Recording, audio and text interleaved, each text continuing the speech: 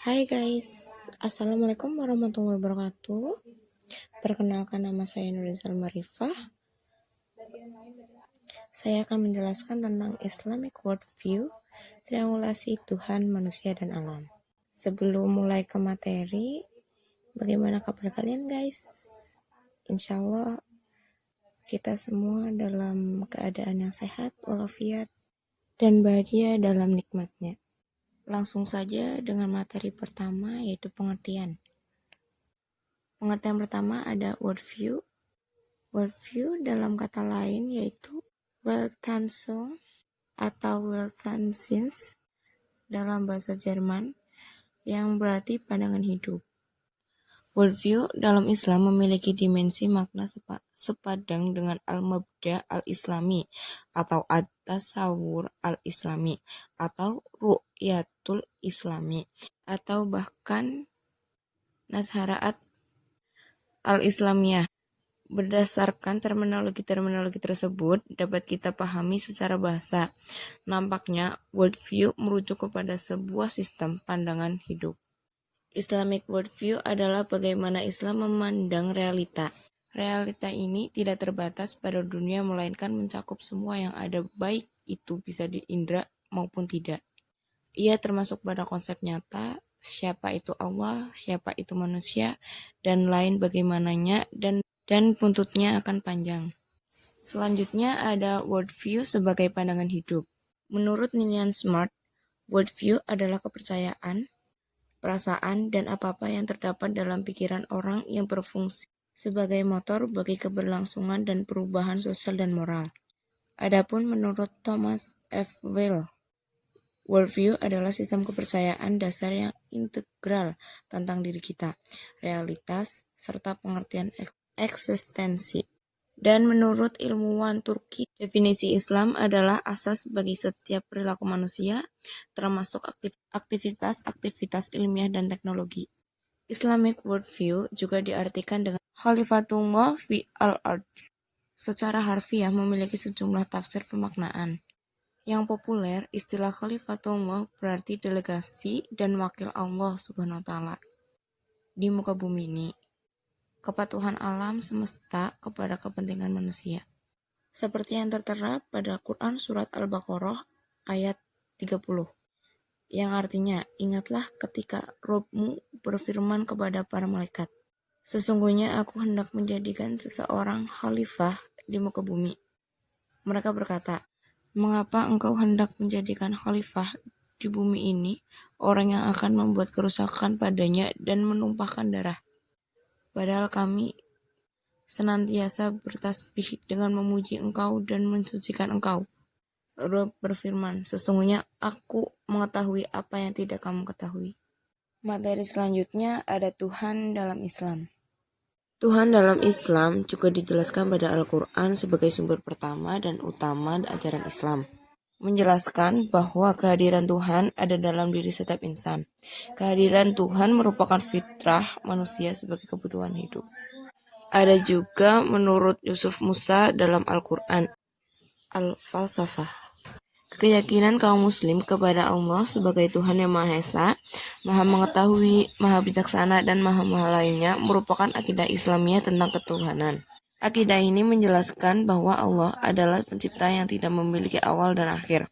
Allah adalah Maha Kuasa dan Maha Mengetahui segala sesuatu yang ada di langit dan di bumi. Alam ini adalah ciptaannya yang diciptakan dari tidak ada. Materi berikutnya ada manusia dalam Al-Quran. Manusia adalah makhluk ciptaan Allah yang diciptakan dari unsur materi, yaitu tanah dan air, dan juga imateri atau ruh.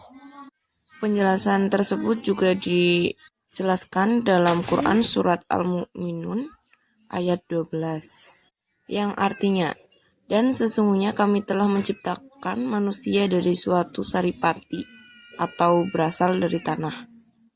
Dalam ayat di atas disebutkan dengan jelas pada ayat tersebut tentang materi pembentukan manusia. Dan ada ayat-ayat selanjutnya yang juga menjelaskan tentang bagaimana manusia terbentuk. Yang awal mulanya kita hanya dari saripati air mani dan bisa menjadi manusia yang kokoh seperti kita. Ada juga hubungan manusia dengan Allah. Pada dasarnya manusia diciptakan untuk beribadah kepada Allah Subhanahu wa taala dan juga selalu berprasangka baik kepadanya. Hubungan manusia kepada Allah Subhanahu wa taala disebut juga hablum minallah atau hubungan yang mengatur antara manusia dengan Tuhannya dalam hal ibadah. Jadi kita diciptakan itu untuk beribadah kepada Allah dan selalu mendekatkan diri kepada Allah dan untuk mengabdi jiwa dan raga kepadanya. Seperti firman Allah pada Quran surat Az-Zariyat ayat 56, yaitu wa ma khalaqtul jinnati wal insani illa liya'budun, yang artinya, dan aku tidak menciptakan jin dan manusia melainkan supaya mereka mengabdi kepadaku. Di sini juga terlihat jelas apa tujuan manusia dihidupkan, yaitu agar kita senantiasa kembali kepadanya dan selalu ada di jalannya. Materi selanjutnya ada alam dengan pandangan Islam. Alam adalah sesuatu yang ada dan dianggap oleh manusia. Allah menciptakan alam untuk kita. Sebagai manusia, kita harus tahu bahwa Allah Maha Pencipta dan kepemilikan alam semesta ini ada padanya. Alam dibedakan menjadi dua, yaitu alam gaib dan alam syahadah, yang biasa disebut juga alam semesta. Pembahasan mengenai alam semesta juga terdapat pada Al-Quran. Quran surat Al-Anbiya ayat 30, yang artinya, dan apakah orang-orang kafir tidak mengetahui bahwa langit dan bumi keduanya dahulu menyatu, kemudian kami pisahkan antara keduanya, dan kami jadikan segala sesuatu yang hidup berasal dari air, maka mengapa mereka tidak beriman?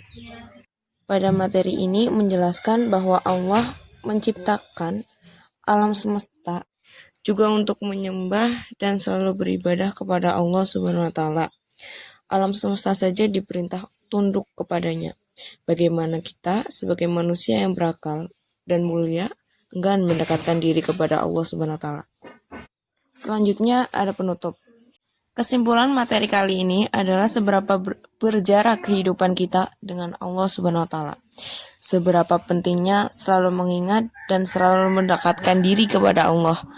Karena kita tidak luput dari pengawasannya dan tidak bisa tanpanya. Seberjarak apapun kita dengan Allah Subhanahu wa taala, Allah tak akan pernah berjarak atau meninggalkan kita. Dan semua yang ada di dunia fana ini hanya miliknya dan akan kembali kepadanya. Terima kasih untuk teman-teman sekalian dan untuk ibu dosen yang saya hormati. Kurang lebihnya materi saya kali ini mohon maaf. Wassalamualaikum warahmatullahi wabarakatuh.